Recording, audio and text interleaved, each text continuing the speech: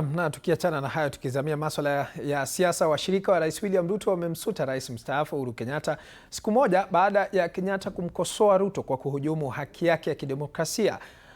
Washirika hao wakiongozwa na Spika wa Bunge la Kitaifa Moses Wetangula wamemtaka Kenyatta kukoma kumwingilia Ruto ili aweze kuhudumia Wakenya, wakidai kuwa Kenyatta alilemewa kutimiza malengo yake alipokuwa afisini.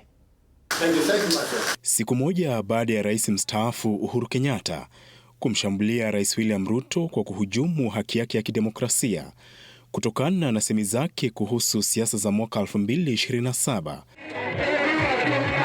washirika wa Rais Ruto waliokongamana katika eneo bunge la Budalangi, kaunti ya Busia, walimfokea Kenyatta kwa madai ya kuyumbisha utawala wa Rais Ruto kwa kufadhili upinzani, ikiwemo mrengo wa Linda Mwananchi unaoongozwa na seneta wa Nairobi Edwin Sifuna. Wakati Uhuru analipa wafanyikazi wake wa kuchunga ng'ombe mwisho wa mwezi, ndani ya hiyo mshahara kuna Sifuna, Osotsi na Orengo.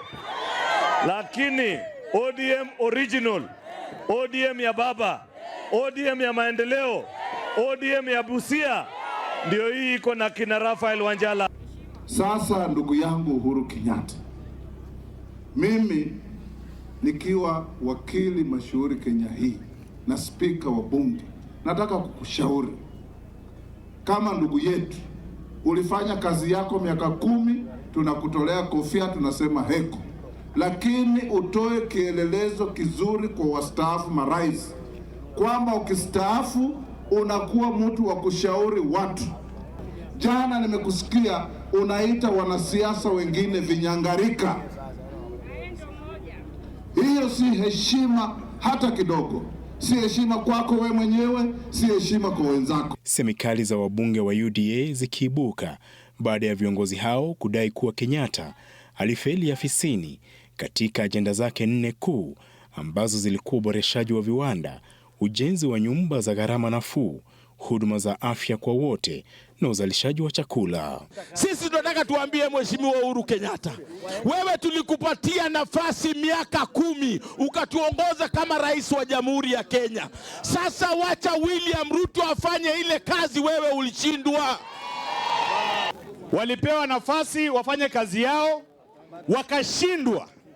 Wakati wameona Mheshimiwa William Samoei Ruto anachapa kazi, wameanza kulialia.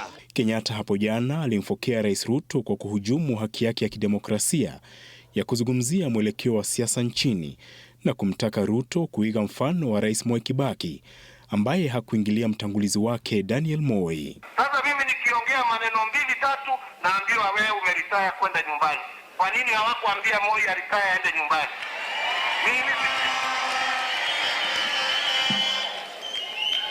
Mimi kwa ukweli siko kwa active politics, lakini nina haki ya kutetea chama changu. Kenyatta vilevile amemtaka Ruto kukoma kuingilia chama cha Jubilee, akisisitiza kwamba atalinda Jubilee. Apollo Kamau, TV47.